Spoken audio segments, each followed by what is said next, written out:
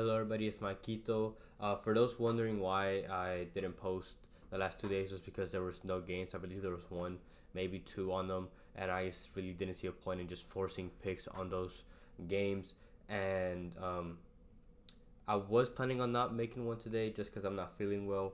But I did say that I was gonna post one in the Discord, so I'm gonna keep my end of the deal. I did find a couple that I did like. I thought it was gonna be a larger slate than what I thought, but the English league did end, so it's just mainly Spain La Liga games that there are. So I'll just get straight into those. I do have one lean, and that is Alexander Sorloth, higher than three shots. He averages 2.8. He is fighting for being the top scorer in the league. He was up until today when Dovbyk scored three, so now he's behind two. So if you looked at the Girona game, they fought for him to get that top scorer, and I expect the same thing to happen for Villarreal. So I expect him to take a lot of shots tomorrow. So I just have him as my lean just because Osasuna is an okay defensive team at home, and I feel like they'll know what Villarreal is trying to do and will try to stop it. But for my first pick is in the Italian Serie A. It is Olivier Giroud, lower than 4.5 shots, playing at home for AC Milan, going up against Salernitana. He averages 2.79 per 90, which is way lower than what he gets. He goes from 2.2 away down to 1.9 at home, so he barely averages 2 when he plays at home, and we just don't need him to get 5, which I think is good for us. He played him earlier in the season when he played him away. He had 3, still under this mark, and I just don't think they'll struggle at home against a weak Salernitana defense. There's no reason for AC Milan to, or at least for him, to go all out in attack. Yes, I expect him to attack, but he is a selfless player, so I expect him to pass a little more. I do think he'll get 1 or 2, maybe 3 shots, but I just think 4.5 is just too high of a mark for him. I think it's a good chance he gets subbed out, just because, like I said, they won't struggle, and he only really stays in the game whenever they need a goal and they're down. So I expect him to get subbed out around maybe the 70th minute mark.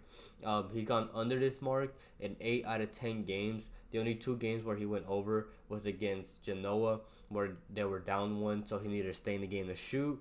And then the other one was against Lazio, where Lazio had 3 red cards, so they were at a big advantage in the attack compared to what they usually are. And this ultimately just comes down to this being too high of a mark for him. So I like Giroud, lower than 4.5 shots. My next pick is in Spain La Liga. It is Vinicius Jr., higher than 1.5 shots on target, playing at home for Real Madrid, going up against Betis. I've taken him twice before, and he's came through both times. I'm taking him again. He averages 1.92 shots on target per 90, so close to 2. And it's the last home game of the season for Madrid. Their last game, second to last game in general. They're a week away from playing the Champions League final, so I expect the starters to play. They'll have plenty of rest, and they'll want to play good for this game for the home crowd, because this is their last home game of the whole season. They want to put up a show, and they had 12 shots. Real Madrid had 12 shots away from home in the first game against Real Betis, where they averaged 9. So they already took more than what Betis averaged away from home. And in that game, Vinicius didn't play because he was injured. And Real Betis allowed 14.3 shots against them a game, where Madrid averaged 18.2 shots on target. Shots in general at home, and 7.5 of those being on target. And in games where Madrid have taken 7 or more shots on target, Vinny has gone over this mark in 5 out of 5. I expect Madrid to get 7 to 9 shots on target is what I'm expecting. And like I said, he's over in 5 out of 5 games where Madrid takes 7 or more on target. Then I think you're getting good value. I know you can get this on Price Picks, just normal payout, but on Underdog you can currently get this for a bit of a payout boost. So I like that. I like Vinicius Jr. to go higher than 1.5 shots on target. And then my last pick, not my second to last pick. Both of these next picks are in the MLS, which is the USA. The first one is Ricky Puig, higher than 2.5 shots, playing at home for LA Galaxy, going up against Houston. He averages 3.6 at home, so already over this mark. And Houston defensively, they only allow 9.7 shots against them at home, but they're not playing at home, they're playing away. And they go from averaging 9.7 shots against them all the way to 16 away from home, which is the exact same problem they had last season. They're really good at home, but they're really, really bad away from home, which is where they're playing. And LA Galaxy have a good attack. LA Galaxy take around 17 shots at home in general, and he's gone over this mark in 6 out of 8 games this season, where Galaxy have taken 16 or more, which is what Houston averaged.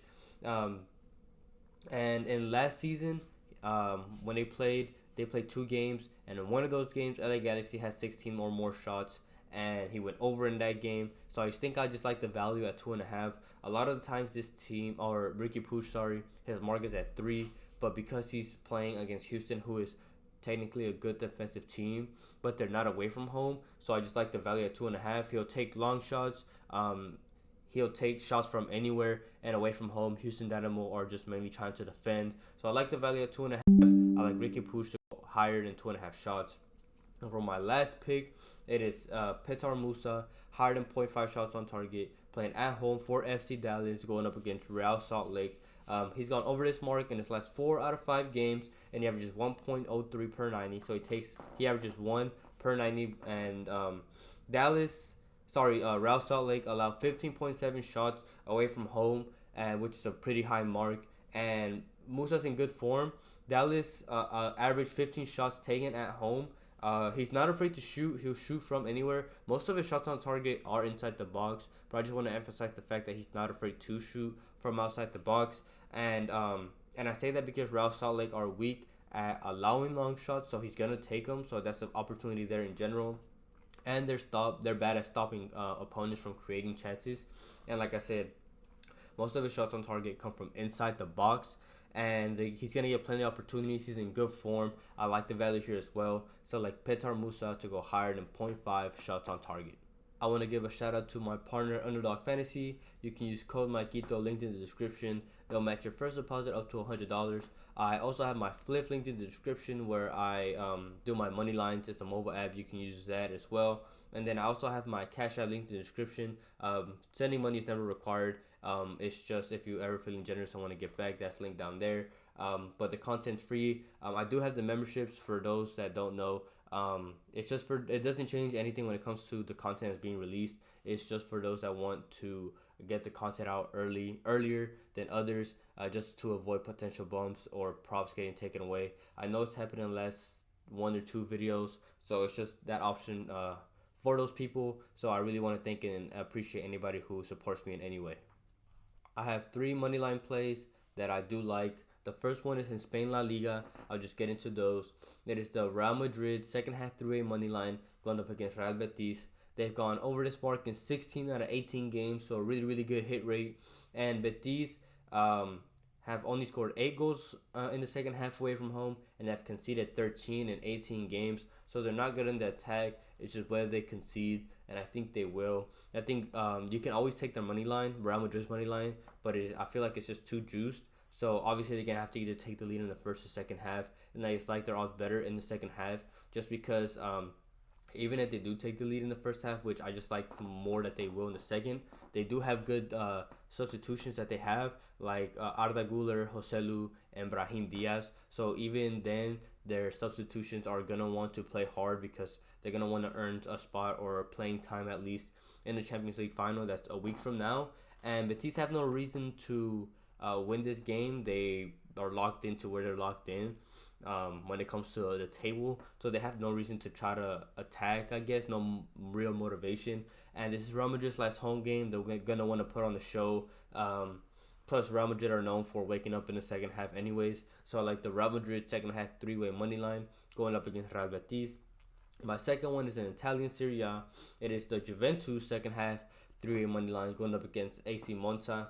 They've gone over this mark in 11 out of 18 home games. They've scored 16 goals and have only conceded 4 goals. So they have a really good defense. I don't think Monza will score in the first half, in the second half. It's just whether or not Juventus score. When you compare Monza's defense in the first half and attack in the first half compared to their second half, in the first half they have gone over this mark in 3 out of 18. In the first half they have scored 8 and conceded 7, while in the second half they have scored 9 and conceded 13. So they're just weaker defensively in the second half. This is also Juventus' last home game, so they're also going to want to put on the show. And Monza allows 16.4 shots away from home, which is a very high amount, especially for an Italian team.